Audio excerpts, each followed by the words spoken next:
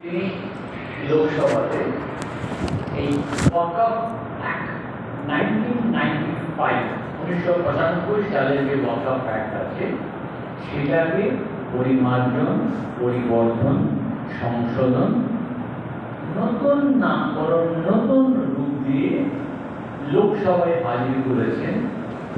এইটাতে সংখ্যালঘু সম্প্রদায়, বিশেষ করে মুসলিম সম্প্রদায় ওয়াকফ আইনটা জানেন তো, তাদের দিক থেকে প্রবল আপত্তি এসছে, প্রবল বাধা এসছে। তার জন্যে এটা লোকসভাতে আইনটা পাস না হয়ে joint parliamentary committee consisting of 15 members, 15 জন সদস্যের একটা জয়েন্ট পার্লামেন্টারি কমিটি করা হয়েছে। তাতে বহু এমপি আছেন, তাদের কাছে এটা প্লেস করা হয়েছে। তারা সমস্ত ভারতবর্ষের মানুষের কাছ থেকে এই ওয়াকফ সংশোধনী বিল 2024 সম্পর্কে তাদের আপত্তি চেয়েছে 2 ইমেল।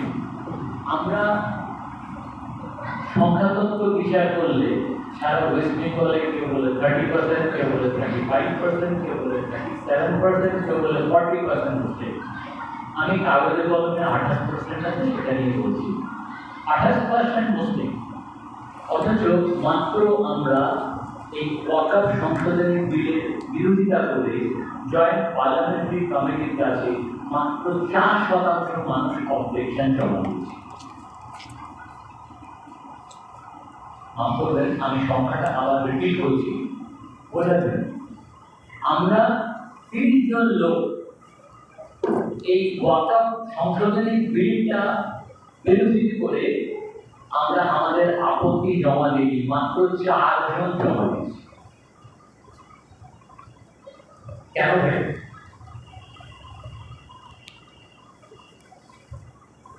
এবার এই ওয়াকফ সংশোধনী বিলে কি আছে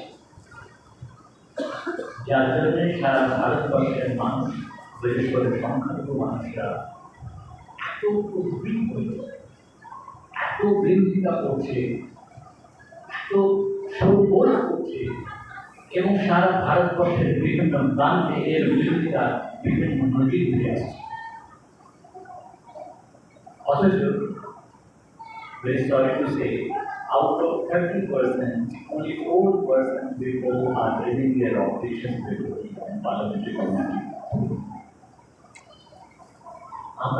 আমাদের প্রশ্ন করতে ইচ্ছে করে না?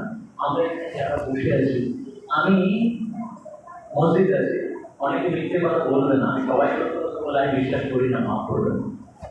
খুব কম লোক আছে হাত তুলে উঠতে পারবেন যে আমি অবজেকশন ফাইল করছি।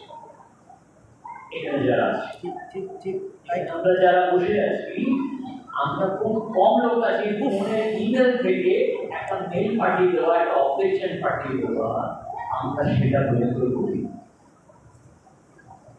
এবার আপনাকে আমি বলি এই সংশোধনী বিলে কি আছে। আপনি তিরুমালা মন্দিরের নাম শুনেছেন নিশ্চয়ই।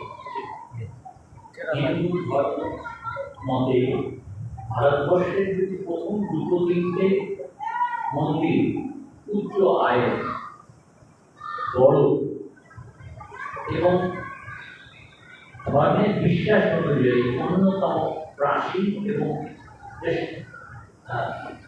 গ্রহণযোগ্য মন্দির হিন্দুদের কাছে, সেই মন্দির কোনোদিন কোনো মুসলিম লোককে তার ম্যানেজমেন্টের ভেতরে নেবে না। কিন্তু এই সংশোধনী বিলে বলেছে যে এই ওয়াকফ সেন্ট্রাল ওয়াকফ বোর্ড পরিচালনা করার ক্ষেত্রে যে কমিটি হবে সেখানে 2 জন হিন্দু সদস্য হবে। প্রথম আপত্তি, ওয়াকফ আইন করলে, ওয়াকফ ডেভেলপমেন্ট আইন করলো, তা টাকা ড্রেন করবে না। আইনের নামকরণ চেঞ্জ করলে অসুবিধা হবে না, কিন্তু আইনের নামকরণের সাথে সাথে যে 44টা সংখ্যাটা আমি রিপিট করছি, বাচ্চারা বলতে আওয়াজ করছে, একদম মারবেন না, এটা বলে। তো এই 44টা সংশোধনী ওয়াকফ আইন সংক্রান্ত বিষয়ে নতুন বিলে আনা হয়েছে। কটা বলেছি? 44। 1 নম্বর সংশোধনী হচ্ছে নাম চেঞ্জ। 2 নম্বর সংশোধনী হচ্ছে যে ওয়াকফের সংজ্ঞা নিরূপণ করতে গিয়ে কিভাবে ওয়াকফ করা হবে, কিভাবে এই ওয়াকফ সম্পত্তিটাকে ব্যবহার করা হবে, কিভাবে এই ওয়াকফ পরিচালনা করা হবে, কিভাবে এই ওয়াকফ সম্পত্তিতে তা নিরূপণ করতে ওয়াকফ বোর্ডের ভূমিকা কি হবে, কমিশন অফ ল্যান্ড তার স্টেটাসটা তুলে দিয়ে কালেক্টরের কাছে যাবে, কিভাবে ওয়াকফ ট্রাইব্যুনালের সিদ্ধান্তটা ফাইনাল সিদ্ধান্ত নয়, কিভাবে ওয়াকফ ট্রাইব্যুনাল থেকে 90 দিনের মধ্যে আপিল করতে পারবেন। এইসব সংশোধনী দিয়ে ওয়াকফ আইনটাকে পুরোটা ডাইলুট করে দেওয়া। আগে যে ওয়াকফ আইনটা যে মজবুতি ছিল, যে প্রকার ছিল, যে গঠনটা ছিল, যে যে ওয়াকফ প্রপার্টি সম্পর্কে যে আইনের স্বচ্ছতা ছিল, সেটাকে পুরোটা ডাইলুট করা। ফলে আমরা যারা সংখ্যালঘু সম্প্রদায়ের মানুষ, আমরা এ সক্রিয়ভাবে প্রতিবাদ করছি এবং যাতে এই সংশোধনী বিলটা কোনো মতে লোকসভায় পাস না হয়, তার জন্য আমরা আমাদের জোরালো আওয়াজ দিয়ে, জোরালো প্রতিবাদের মধ্য দিয়ে আমাদের এই আওয়াজটা তাদের কাছে পৌঁছে দেওয়ার চেষ্টা করছি। একটা পরিসংখ্যান বলে রাখি আপনাদের, এটা আমার সঠিক কিনা আমি জানি না, আমি পরিসংখ্যানটা পেয়েছি, আমার ভুল হলে ভাববেন না যে এটা আমার নিজস্ব বক্তব্য, আমি এটা পেয়েছি বলে শেয়ার করছি আপনাদের কনফিডেন্স আনার জন্য। কর্ণাটকে আমাদের থেকে কম সম্পত্তি, কিন্তু তারা তাদের সংখ্যার অনুপাতে আমাদের থেকে অনেক বেশি আপত্তি করেছে। আমাদের পাশে ঝাড়খণ্ড ছোট রাজ্য, আমাদের থেকে অনেক বেশি করছে। যাই হোক, টোটাল এখন অব্দি লাস্ট ডেট পেরিয়ে গেছে, এখন অব্দি যা জয়েন্ট পার্লামেন্টারি কমিটি এখন অব্দি অফিসিয়ালি অ্যানাউন্সমেন্ট করেনি, কিন্তু আনঅফিসিয়ালি যে অবজেকশন পেয়েছে সেটা প্রায় ওই 3,97,00,000 লোক, নিয়ার অ্যাবাউট 4 করোড়। কিন্তু আমরা যেমন সারা ভারতবর্ষে 20 কোটি মুসলিম বলে দাবি করি, ঠিক বলছি না ভুল বলছি? সারা ভারতবর্ষের মুসলিম জনসংখ্যা আনঅফিসিয়ালি 30, 32, 35 যাও, সরকারি খাতায় কলমে 20 থেকে 22 কোটি। তাহলে ভাই 4 কোটি আপত্তি হবে অনেক। তার মানে আমি একটু অন্যভাবে বলছি, সোশ্যাল মধ্যে আমি আমার অধিকার সম্পর্কে, আমি আমার প্রপার্টির খেদমত করার ক্ষেত্রে, প্রপার্টিকে বাঁচিয়ে রাখার ক্ষেত্রে আমি সক্রিয় নই, আমি সক্রিয় নই। এবার আমার পূর্ববর্তী বক্তা আপনাদের সম্পাদক মহাশয় বলেছেন, আমি যদি জিজ্ঞেস করি আপনার ছেলে তার জন্ম সার্টিফিকেট করেছে, অনেকেই এখানে আসেন, আমি বলতে পারি প্রথমকে অনেকেই তার জন্ম সার্টিফিকেট করে বললো আমার ছেলে 9 বছর বয়স, বাড়িতে রেজিস্ট্রি করবো। কে বললো আমার হাসপাতালে যায়নি, বাড়িতে হয়েছে, এখন ক্লাসিতে পড়ে পড়ে। কিন্তু মনে রাখবেন, নতুন নিয়ম করেছে সরকার 2012 পরবর্তীকালে, একটা বাচ্চাও বিনা বার্থ সার্টিফিকেট থাকবে না। যাদের নেই তাদেরও করার অপশন আছে, ডিরেক্ট বার্থ সার্টিফিকেট করে নেবেন। কিভাবে হবে যদি না জানেন, আমি সম্পাদক মহাশয়, সেক্রেটারি মহাশয়কে বলে যাবো, অপশন দিয়ে দেবো, আপনারা জেনে নেবেন। তো নিজের পরিবারের বাচ্চা, আপনার স্ত্রী, তাদের অধিকার, তাদের পড়াশোনার অধিকার, তাদের ডকুমেন্টারি এভিডেন্সগুলো আপডেট করার বিষয়, তাদের ব্যাংক, পোস্ট অফিস খাতা ইত্যাদি বৃত্তান্ত যা আছে, এগুলোকে যদি আপনি সক্রিয় সচেতনভাবে মেনটেন না করেন, যে কোনো সময় যে কোনো লোক আপনার বিরুদ্ধে পারে। আর কমের ক্ষেত্রে এত বড় সমস্যা আছে, সে ব্যাপারে যদি আপনি উদাসীন থাকেন, আপনি যদি নিজের সক্রিয়তা না দেখান, দাদা কাউকে মারতে হবে না, আপনাকে এমনি চলে যেতে হবে। কোথায় যাবেন? বাংলাদেশ। কে বলেছে বাংলাদেশ যাবেন? সস্তা বাংলাদেশের জায়গায় হবেন, আপনারা যাবেন না। বাংলাদেশ ওভার রাখবেন, আপনাদের ডিটেনশন ক্যাম্প। আপনি যাবেন কোথায়? डिटेंशन। अगर अभी भी बहुत एक पुराना कहावत है, सोया हुआ जाति को कोई जगा नहीं सकता अनलेस वो खुद जागे। আপনারা যদি নিজেরা না জাগেন, আপনারা যদি নিজেদের অধিকার সম্পর্কে না সচেতন হন, আপনারা যদি নিজেদের নিজস্ব ব্যাপারগুলো নিয়ে একটু সচেতন না দেখান, হাইকোর্টে ঢুকিয়ে বলুন, সুপ্রিম কোর্টে ঢুকিয়ে বলুন, না লোয়ার কোর্টে ডিস্ট্রিক্ট কোর্টে ঢুকিয়ে বলুন, আপনার অবস্থা কি চেঞ্জ করতে পারবেন? যা প্রশ্ন আসবে, যা জিজ্ঞাসা থাকবে, সম্পাদক মহাশয়, প্রেসিডেন্ট সাহেব আছেন, তাদের সাথে একটা ছোট্ট ক্যাম্প করুন। আমার সাথে আমার সহযোগী আছে, আমিনুল আছে, আমার সাথে মিস্টার খান আছে, আমাদের ফুল টিম আছে, কেউ না কেউ এসে আপনাদের সাথে বসে আপনাদের সাহায্য করে দিয়েছে।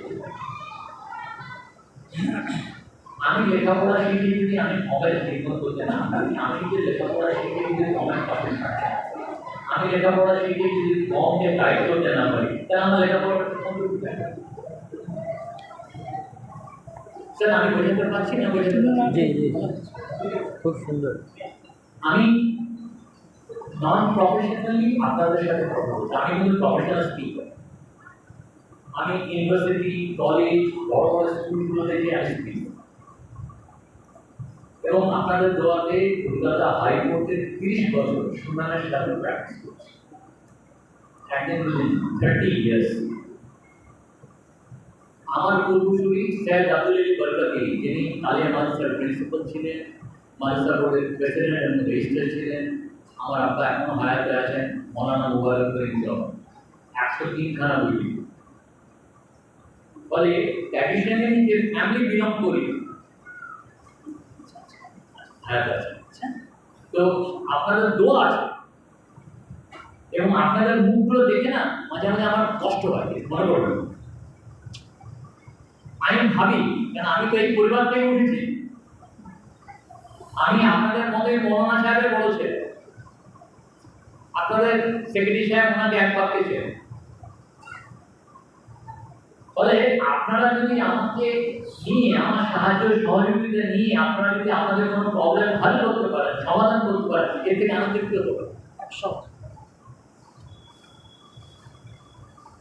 এইবার বাড়ি থেকে একটু বেরোয়, আপনি নামাজ পড়বেন, একটা নামাজ ঘর করবেন। নামাজ পড়ার জন্য, নামাজ আদায় করার জন্য আগে তো সব জায়গায় থাকে, আমরা বলি এটা একটা পবিত্র জায়গা আমরা খুঁজে পাবো, কারণ ডিসিপ্লিন, কারণ সরকারি জায়গা, তার 2 কাঠার জায়গা, কারো 3 কাঠা, কারো 1 কাঠা মিলিয়ে 4 কাঠার খন্ড জায়গা, সেই জায়গায় একটা মসজিদ ইচ্ছে হলো মসজিদ ঘর করবো, প্রেয়ার ঘর করবো। আচ্ছা, আমি যদি সেই প্রেয়ার ঘরটা করার আগে পঞ্চায়েত থেকে একটা প্ল্যান করে অনুমতি নিই, কি আকার ভেঙে পড়বে? ভালো ভালো। আমি যদি এই 4 জনের জমিটা একটা দরখাস্ত করে ক্লিয়ারের বলি, ভাই একটা মিউটেশন করে দাও মসজিদের নামে, কি আকার ভেঙে পড়বে? আমি যাবো না, করবো না। এবার এই যে 4 জন জমি দিল, মসজিদ হয়ে গেল, তার ওয়ারিশান এসে বললো আমাদের জমি দাও, মসজিদ নিয়ে টানবে না, করবেন। আমি কাউকে আঘাত দিতে চাই, আমি কাউকে আঘাত দিতে চাইছি না, আমি বাস্তবিক সমস্যাগুলো যেগুলো আসবে বা আসে সেগুলো চোখে পড়বো। এবার একজন আপনাদের মতো হজ করে আসার পর বা হজে যাওয়ার আগে বললেন যে আমি স্বপ্ন দেখেছি আমি হজে যাবো, আল্লাহ তাআলা বলেছেন আমাকে যে আমার যা পুরীতে জমি আছে দক্ষিণ মাঠে 4 বার হয় না মসজিদে দান করে চলে যাবে। মুখে সবার সামনে বলে গ্রামে দাঁড়িয়ে আমি দক্ষিণ মাঠে জমিটা দান করে চলে যাবো। হজে গেলেন, ফিরে আসতে পারলেন না, মারা গেছে। জমি মসজিদ দখল নিল, 4 বার করছে, কোনো কাগজপত্র নেই। পথে জমিটা রক্ষা করবেন পারবেন না রক্ষা করবেন। যিনি মারা গেলেন তার ছেলেদেরকে মসজিদে নিয়ে এসে মাথায় হাত রেখে আব্বার মাতাকে স্মরণ করিয়ে মসজিদ কমিটির নামে দলিল করে সেটা মসজিদের নামে রেকর্ড করে নিয়ে তার আয় ব্যয় একটা সুস্থ সিস্টেমে থাকবেন। আমি থাকবো না, আপনি কি করবেন? আমি করবো না, আপনি কি করবেন? একটা আলাদা চালাতে গেলে যে মানসিকতা দরকার, একটা সংস্থা চালাতে গেলে যে আলোচনা, যে মশওয়ারা, যে ধৈর্য, যে আলাপচারিতা দরকার, করবো না। তাহলে সেই আলাদা তার বাস্তবিক রূপ কি হবে? একদল লোক কিন্তু ওর বসে আছে, দেখছে যে আপনি কি করেন। হঠাৎ একটা ছোট্ট অ্যাডমিনিস্ট্রেটিভ সার্কুলার এসে গেল, কি না মসজিদের সংখ্যা নিরূপণ হবে। মসজিদ কতগুলো মসজিদ আছে তার সংখ্যা নিরূপণ হবে। পিএলআরও থানার ওসিকে বললো, আপনার থানার ভেতরে যতগুলো মসজিদ আছে ইমাম সাহেবকে খবর দিয়ে দেন, মসজিদের যা কাগজ আছে নিয়ে আসবে, সেই কাগজ অনুযায়ী সংখ্যা আমরা ঠিক করব। দেখা গেল 60% মসজিদের কাগজ গেল থানাতে, আর বাকি 40% কাগজ। তাহলে সেই 40% মসজিদগুলোকে আপনি বাস্তবে আইনের যুগে কিভাবে যাবেন? আমি তো আপনার দলে আসেনি, মাজারে আসেনি, কবরস্থানে ঢুকিনি। যদি এইগুলো রেকর্ড করার ক্ষেত্রে অসুবিধা হয়, সেক্ষেত্রে section 50I read with section 50F of the West Bengal Land Trust Act, revision of record of right in the West Bengal Land Trust Act 1955 ধারাতে আপনি নির্দেশনে দরখাস্ত করবেন যে এই সম্পত্তি এটা দলিল, এই দলিল বলে এটাকে মসজিদের হোক বা ওয়াকাফের হোক বা বেদুতের হোক বা দরগা হোক বা আস্থানা হোক, যা বা ব্যক্তি নাম হোক, তাহলে বলে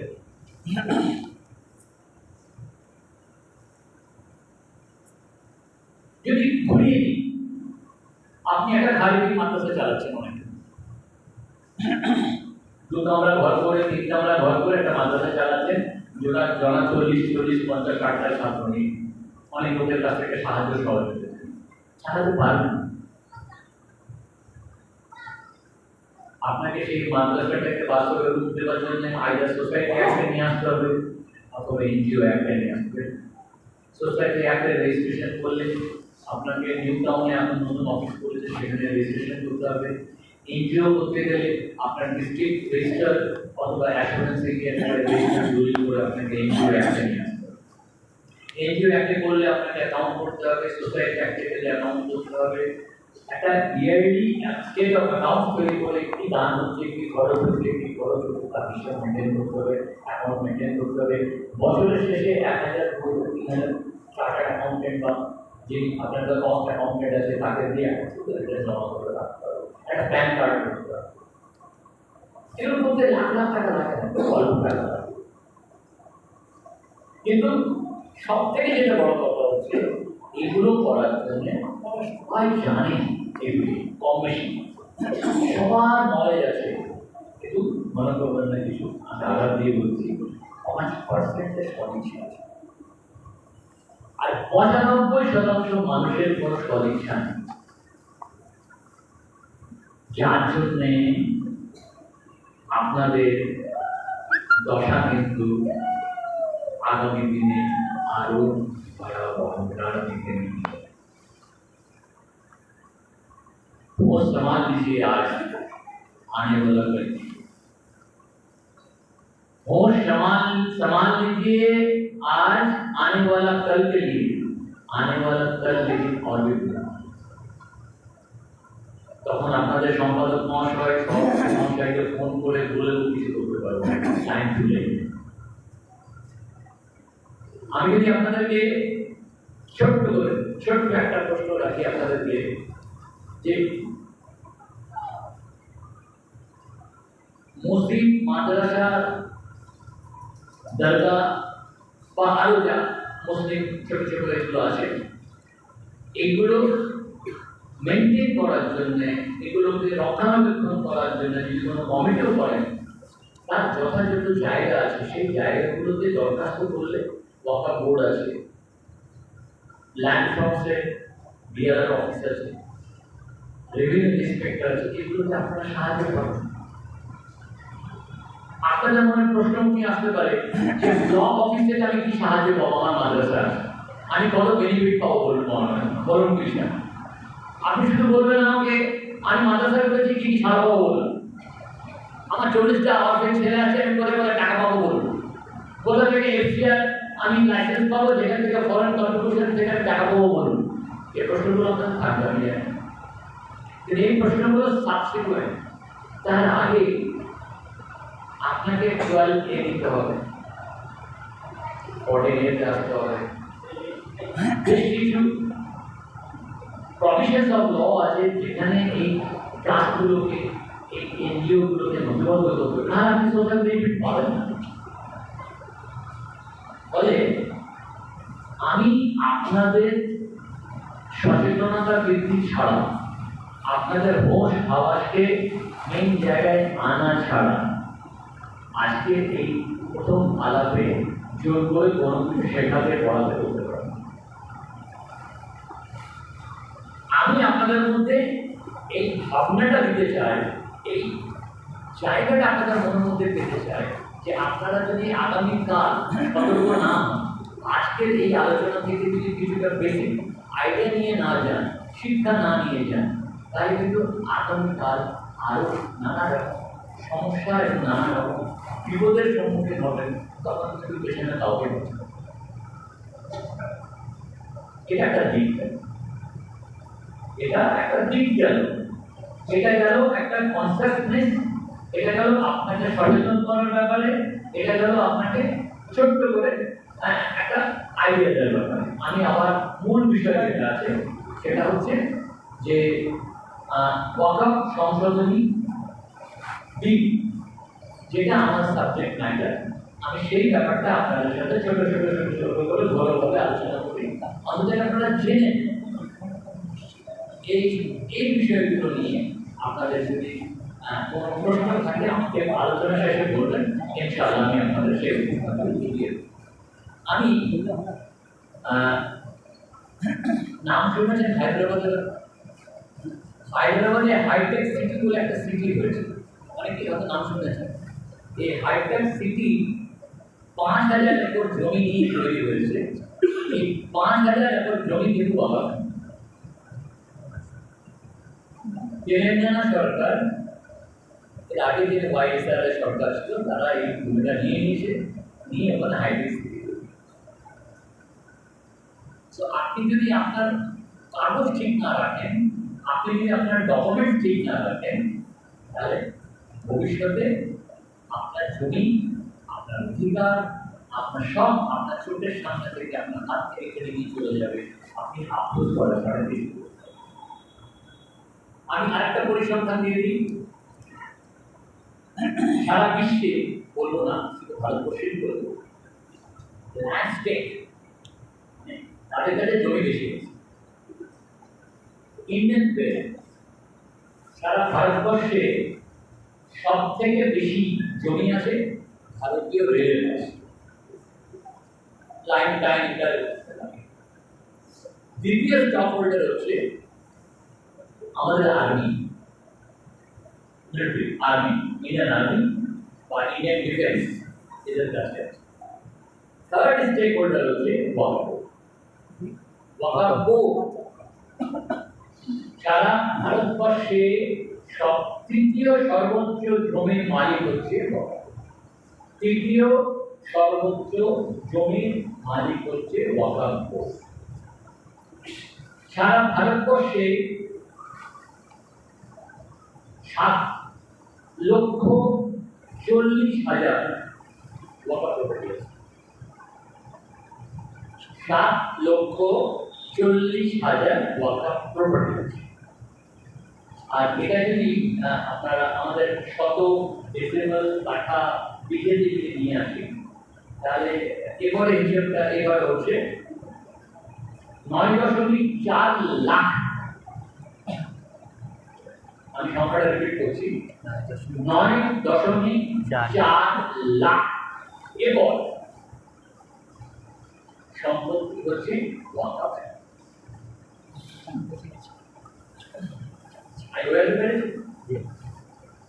সারা ভারতবর্ষে, সারা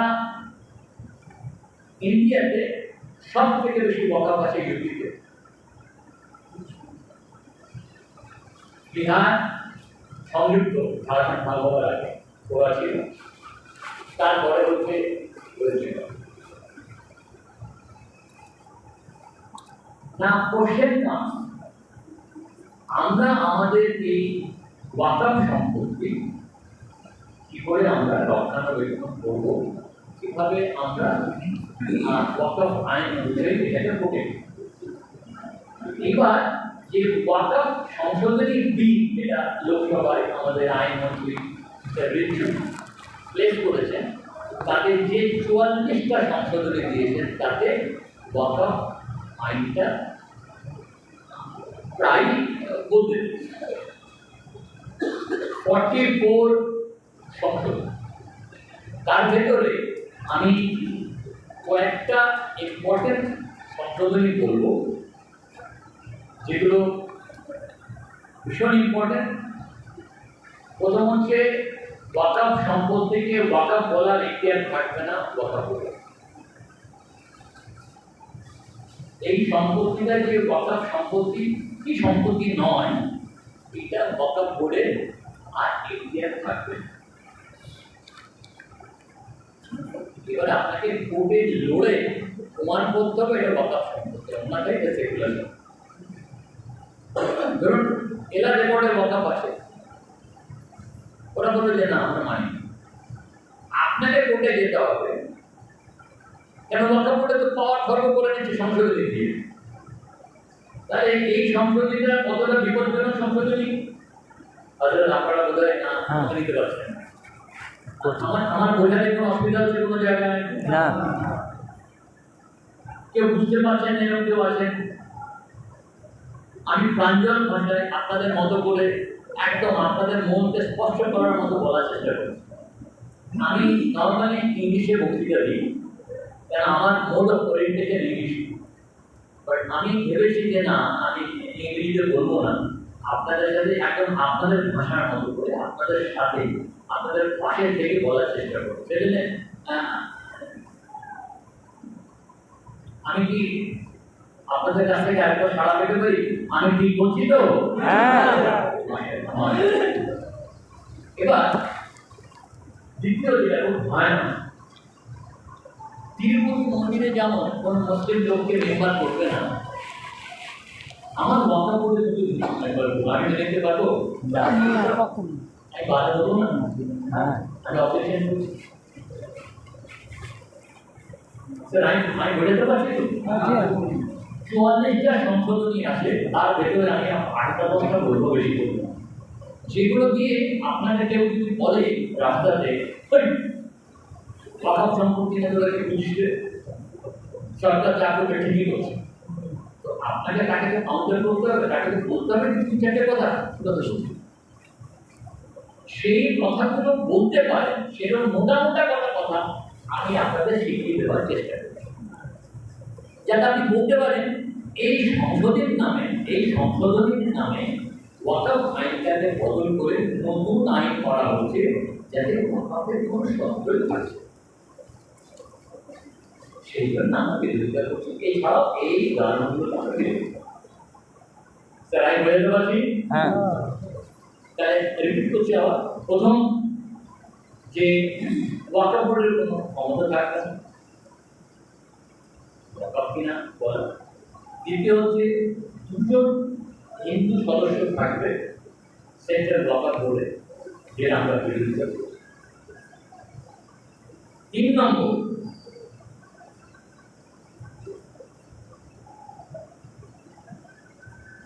সার্ভে কমিশনার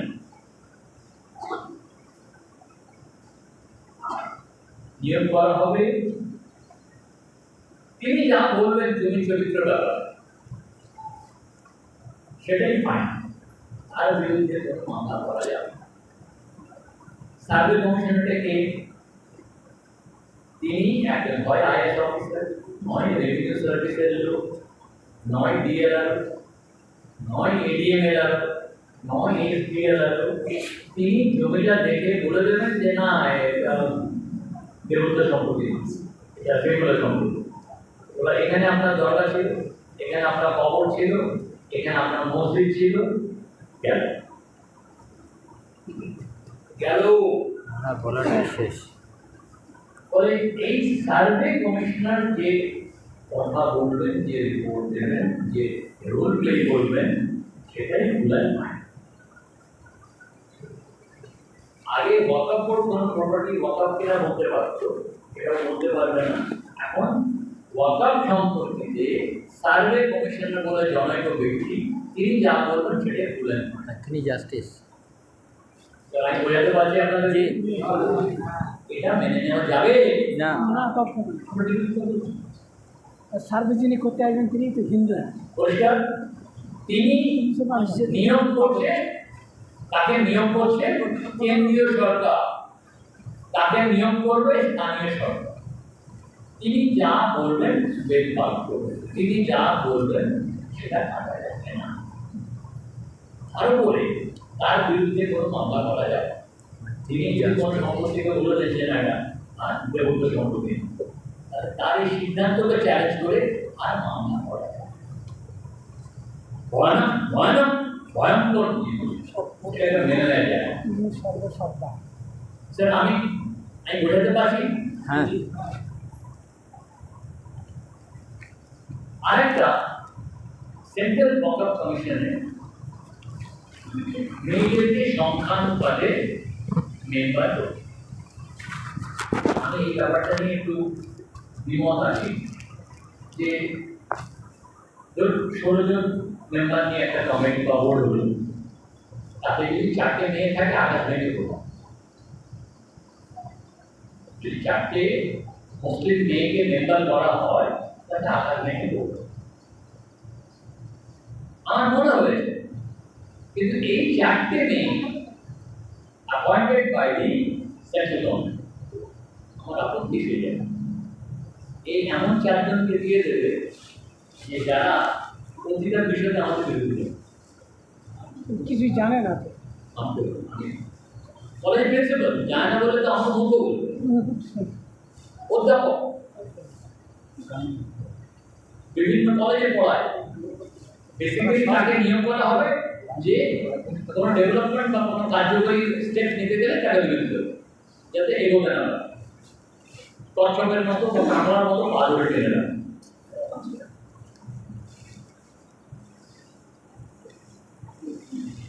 এই ছাড়া আমরা বিরোধিতা করছি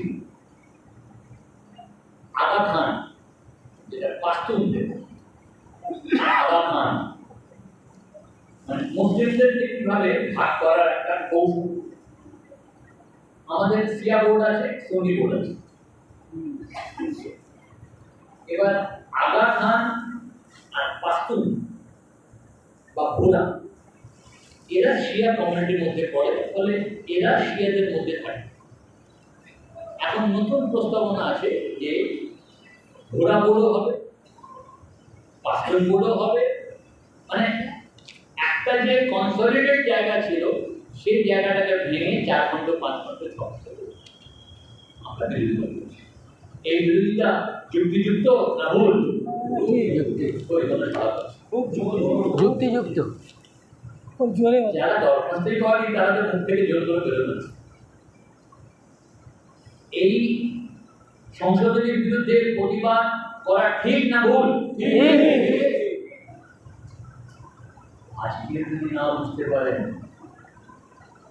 আগামীকাল আপনি যেখানে শোবেন সেই জায়গাটাও থাকবে কিনা ভাবতে হবে। সার্ভে কমিশনার বলে দেবে এটা কবর পূর্ণ হয়ে গেছে, এখন সেগুলো জায়গায় বাড়ি সাবধান, সাবধান। গঙ্গায় ভেসে দিতে হবে। আমি ব্যক্তিগতভাবে মনে করি আমাদের নিজেদেরকে সংখ্যালঘু হওয়া উচিত। এটা আমার নিজস্ব মত। জন্য কেন ওরা 80%, আমরা 20%, আমরা কেন ভাববো না ভাবতে পারেন? আপনি যখনই নিজেকে সংখ্যালঘু ভাবতে শুরু করেন, ঠিক সেই মুহূর্ত আপনার মধ্যে একটা হীনমনতা কাজ করে। আপনি একটা হীনমনতা শিকার হন, আপনি একটা ইনফিরিয়ার কমপ্লেক্সের মধ্যে ঢুকে পড়েন যে ওরা আমি একটা পরিসংখ্যান দিয়ে আপনাদের বোঝাতে চাই। According to the anthropological survey of India, অনেকে নাম শুনে থাকতে পারেন, অ্যানথ্রোপোলজিক্যাল সার্ভে অফ ইন্ডিয়া, এটা কেন্দ্রীয় সরকারি সংস্থা। যেমন আর্কিওলজিক্যাল সার্ভে অফ ইন্ডিয়া ঐতিহাসিক স্থানগুলোকে নির্দেশন করে, ঠিক তেমনি জনমানবের উপরে গবেষণা করা যে সংস্থা হচ্ছে সেটা হলো আর্কিওলজিক্যাল সার্ভে অফ ইন্ডিয়া। তো এই অ্যানথ্রোপোলজিক্যাল সার্ভে অফ ইন্ডিয়া, এই অ্যানথ্রোপোলজিক্যাল সার্ভে অফ ইন্ডিয়াতে মুসলিমরা সংখ্যা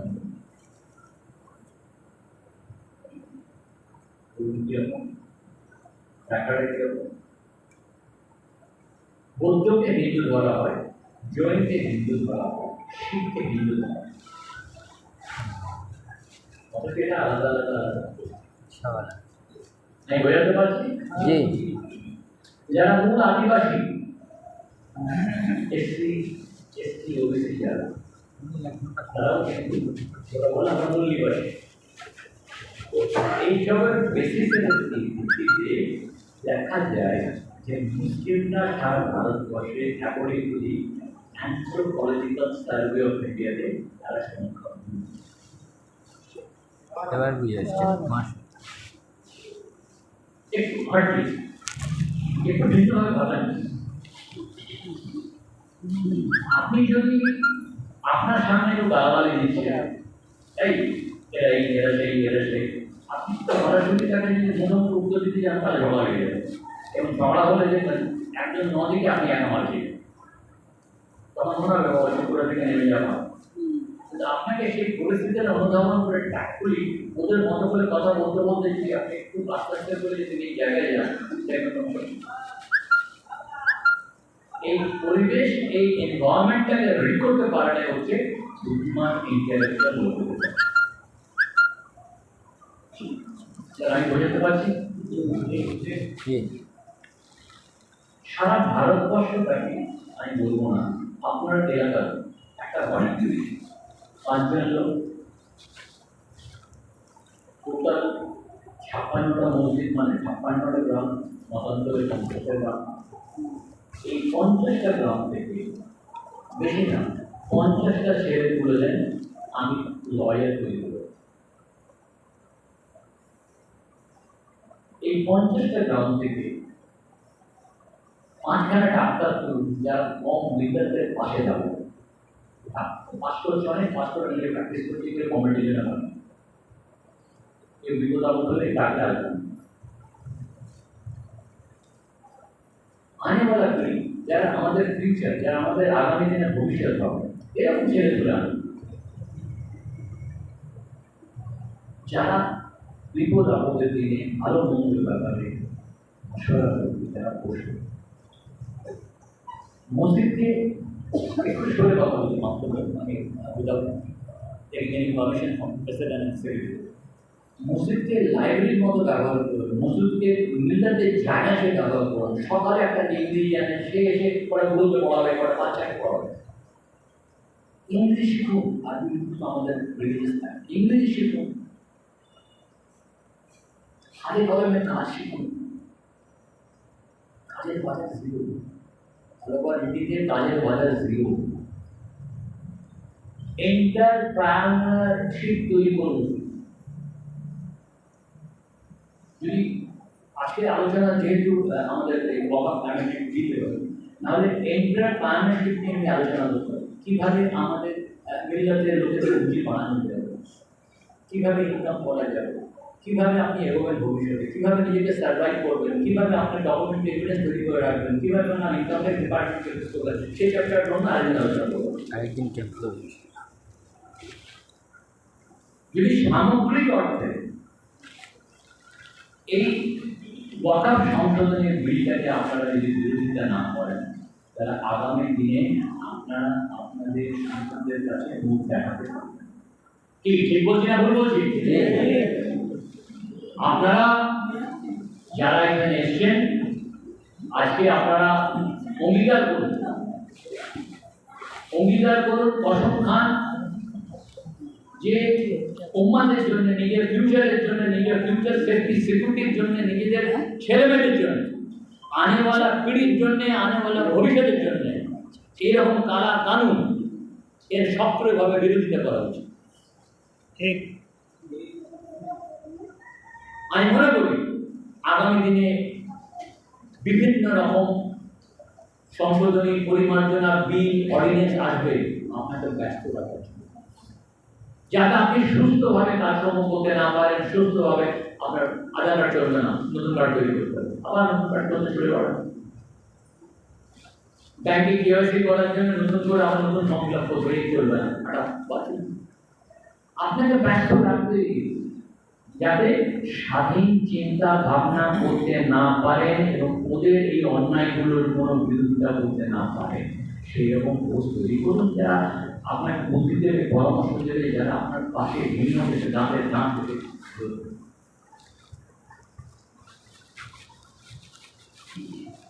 আমার কথাগুলো হয়তো আপনাদেরকে একটু অন্যভাবে ভাবছেন, আমার কথাগুলো হয়তো আপনাদের সবাইকে খারাপ লাগে না না ঠিকই আছে, খুব ভালো, বাস্তব এটা খুব দরকার। বোধের মূলক কথা। হাইকোর্টে যদি আমি আপনাদেরকে বলি 10টা মুসলিম লয়ারের নাম বলি, বলতে পারবেন না? আমাদের দেশগুলো আমি বলতে পারবো না। হাইকোর্টে 13,500 লয়ার আছে, 13,500। 10টা উকিলের মুসলিম উকিলের নাম বলতে বলতে পারবো। অবস্থা বুঝতে পারছি।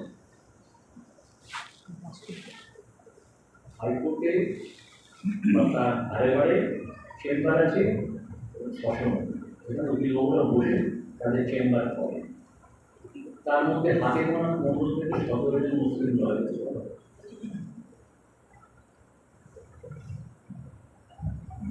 করবেন। আমি কোনো পরিসংখ্যান দিয়ে আপনাদেরকে কনফিউজ করতে চাইছি না, আমি বোঝাতে চাইছি আপনি আপনার অধিকারের ব্যাপারে যদি সতর্ক না হন, আপনি যদি আপনার বাড়ির ছেলেকে ওই জায়গায় যদি পৌঁছাতে না চান, আমি কি হয় না ধরে টেনে নিয়ে যাবো। ডাক্তার ইঞ্জিনিয়ার করতে হবে, আইএস করতে হবে, আইপিএস করতে হবে, লয়ার করতে হবে, ভিডিও বানাতে হবে, সমাজের ডিসিশন মেকিং প্রসেসে আরো বেশি বেশি করে অংশগ্রহণ করতে হবে।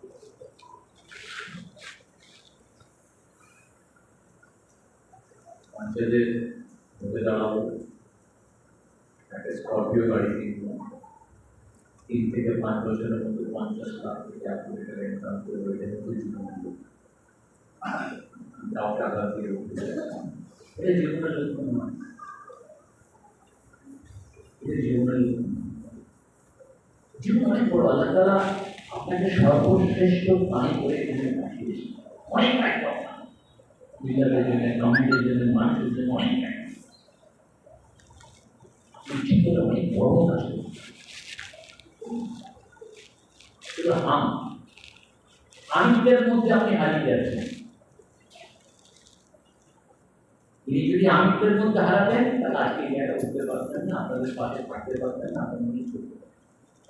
এই 75 মাত্র কত বছর, হ্যাঁ 75 মাত্র। আমি আজকে এই বয়সেও আপনাদের গার্জেন সেজে আপনাদের পাশে থেকে আপনাদেরকে সাহস, হিম্মত, ইমান, আকিদাকে আরো মজবুত করার কথা বলছি। আর আপনি ধীরে ধীরে বলছেন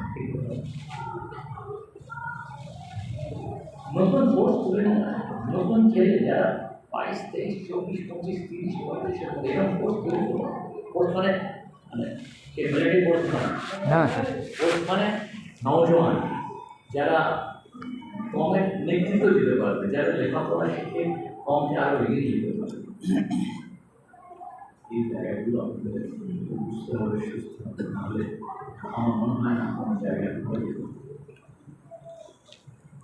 আর ওয়াকআপ নিয়ে বলেছি এখন অবধি যতক্ষণ না সংশোধনী পাস হচ্ছে কোনো প্রপার্টিকে যদি ওয়াকআপ করতে চান বিকল ওয়াকআপ অ্যাক্ট অনুযায়ী একটা প্রেসক্রাইব প্রফর্মা আছে সেটাকে ফিল আপ করে মুকুলের নাম দিয়ে প্রপার্টি ডিসক্রিপশন দিয়ে তার দলিলের কপি নিয়ে পঞ্চায়েত থেকে একটা সার্টিফিকেট নিয়ে আধার কার্ড দিয়ে ওয়াকআপ করে জমা দিলে সেই প্রপার্টির একটা মিস অ্যাসেসমেন্ট নাম্বার তৈরি হয়। তারপরে গ্রামে একটা নোটিশ করা হয় যে কারোর যদি কোনো আপত্তি না থাকে তাহলে সেই প্রপার্টিটাকে ওয়াকআপ করা হয়।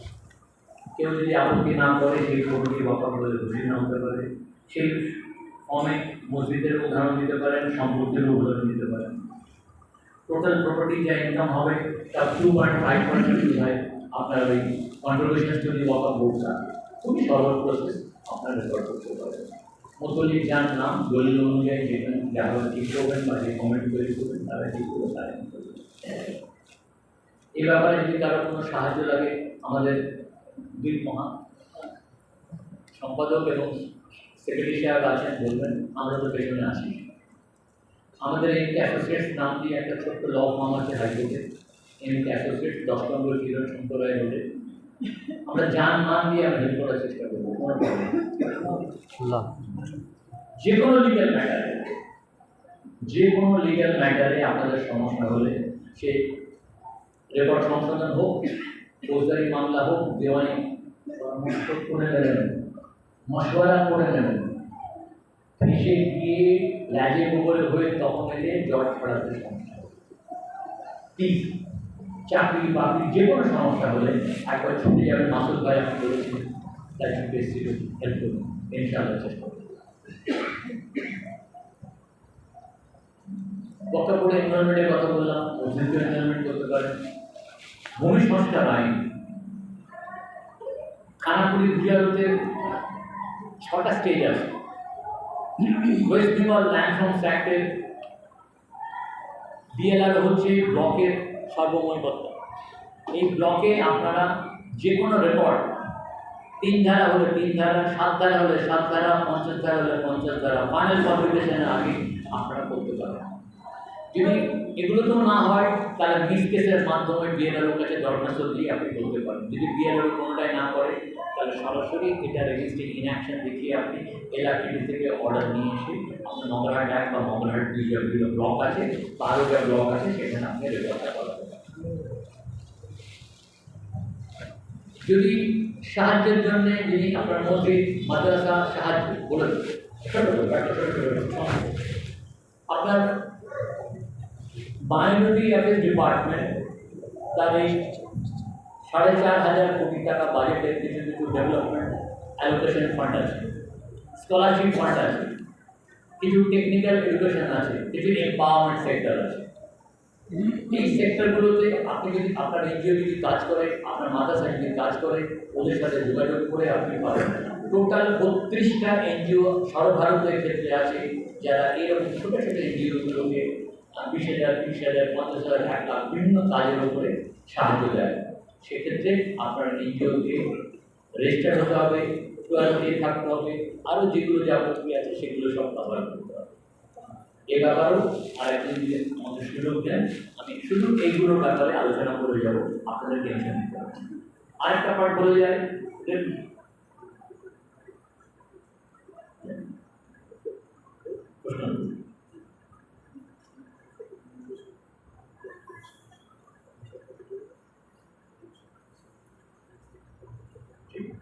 সেই জায়গা থেকে যারা যারা সাহায্য নিতে চান এনজিও বা মাদ্রাসা বা যেগুলো আছে সেই পার্টগুলো তো আমি এইটুকু আপনাদের বলতে চাই যে আপনাদের যার যার প্রশ্ন আছে ছোট কাগজে লিখে একটা জায়গায় জমা করুন। আমাদের আলোচনা দীর্ঘায়িত করবো না, আমার পরে আমার সভাপতি সাহেব হিসেবে বলবেন। তারপরে পার্টি বলে আপনাদের খাওয়া দাওয়ার ব্যবস্থা আছে, এইগুলো করার পর আমি কিছু প্রশ্ন উত্তর আপনাদের ওই যদি লেখা পাই আমি ধারা উত্তর দিয়ে আপনাদের অনুমতি নিয়ে বসিরহাটে যাবো। বসিরহাটে আরেকটা আমার সভা আছে, সেখানেও আমি আপনাদের মধ্যে কিছু লোকজন আছেন তাদের উপর আমি একটা ফেরবত করার চেষ্টা করব। হজরত আমাদের উপস্থিত আমাদের বিএলআর থেকে যেটা আমাদের মোবাইলে চলছে সেটা বলছি পিএলআর থেকে দুজন অফিসার প্রত্যেক মসজিদে যাচ্ছে, তারা গিয়ে বলছেন যে তোমাদের আয় ব্যয় কাগজপত্র কী আছে সব এসে লিখিত জমা করো। লিখিত দিতে বলুন, জি, লিখিত দিতে বলুন। ওদের কাছে লিখিত নোট। আপনি কোন অফিসে বলুন? মোকারা ট্যাগ দুই, মোগলার 2 পিএলআর। আমি নিজেরা গিয়েছিলাম, গিয়ে টেলিফোন নাম্বার নেন, আমার টেলিফোন নাম্বার দিন। আমি কালকে বিএলআর সাথে কথা বলবো, কোন স্কিমে বা কোন ইনস্ট্রাকশনে তুমি এগুলো চাইছো বলো, এটা প্রবলেম। তুমি কিসের ভিত্তিতে এগুলো জানতে চাইছো, কেন জানতে চাইছো বলো। এই ব্যাপারে পারমিশন এডিএম থেকে শতাংশের সাথে এবং এডিএম যত হলে শতাংশের কথা বলি, তাতে মানে কি সবারই কথা বলবেন। নাম্বার আমরা আছে বিএলআর স্যার, আমি আমরা আপনি সেক্রেটারি সাহেবকে দিয়ে দেবেন, সভাপতি সাহেবকে দিয়ে দেবেন। সাহেব আছে আপনার নাম্বারটা দিন না, আমরা আপনাকে দিয়ে দেবো। আর আমি কার্ড দিতে পারি, কিন্তু প্রয়োজন ছাড়া আমাকে ডিস্টার্ব করবেন না, সেটা অবশ্যই জি। আমি ব্যস্ত মানুষ। আর আমি অনুরোধ করবো আপনাদেরকে আর যে যে কাজে ব্যস্ত থাকবে তাকে সেই কাজটা করতে দেওয়া উচিত। একটা টাইম আমি আমার ফ্যামিলির মতো মনে করছি, আপনাদেরকে আপন ভাবছি, সেই জায়গা থেকে সবার কাছ থেকে অনুমতি পারমিশন নিয়ে আজকে সংক্ষিপ্ত ঘরোয়া আলোচনা মিলে একটা বলছি